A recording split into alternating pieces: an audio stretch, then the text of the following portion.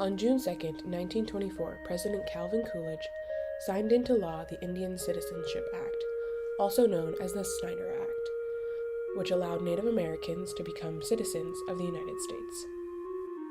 Leading up to the act, there had been discussion at a federal level over full birthright citizenship for American Indians. The legislation gained support when the realization that more than 12,000 American Indians fought in the U.S. military during World War I. A portion of the act read, "All non-citizen Indians born within the territorial limits of the United States be, and they are hereby declared to be citizens of the United States, provided that the granting of such citizenship shall not in any manner impair or otherwise affect the right of any Indian to tribal or other property." And we may be last in receiving citizenship, but we are first Americans. The 100-year anniversary provides an opportunity to reflect on the contributions of tribal nations as well as individual tribal citizens and what they have given and sacrificed to the United States throughout history. Not only have we participated in many of the accomplishments that have been achieved, we have fought in wars, we have contributed to policy and legislation, we have invented and been innovative in many of the items and different crafts and instruments that are used across the United States as well. And I think it's an important opportunity to sit back and acknowledge the force that we carry with us as tribal nations and what we're going to be contributing in the next 100 years. My native name is Mikunukkwai, Turtle Woman. I've been thinking a great deal about the 100th anniversary of the Indian Citizenship Act.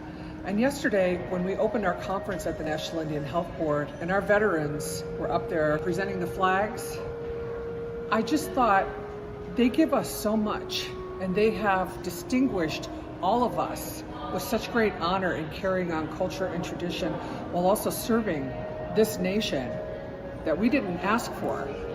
And many people don't realize it's because of their service in World War I that we got citizenship.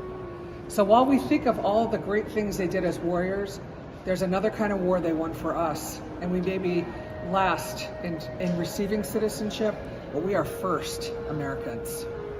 Pre-Columbus, this was Turtle Island. And it's an interesting dynamic that we had 400 years of war with the invaders coming over from Europe.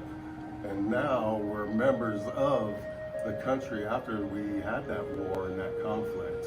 So it's an interesting dynamic. There's some pride to be an American citizen, but for myself, I'm Oglala Lakota first and a member of the United States second.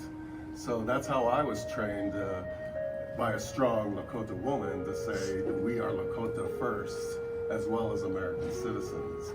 So when you think of the past century of us being citizens, now we have a right to impact elections, to be able to negotiate with our federal partners in terms of funding, but the broken promises of the United States government, even after 100 years of advocacy, we're still dealing with broken treaties and promises. As we approach this momentous election in 2024, where really everything is on the line, our institutions, our democratic institutions in the United States and America that really are the foundations and provide the structure for our treaty relationship with the United States, all of those things are at risk.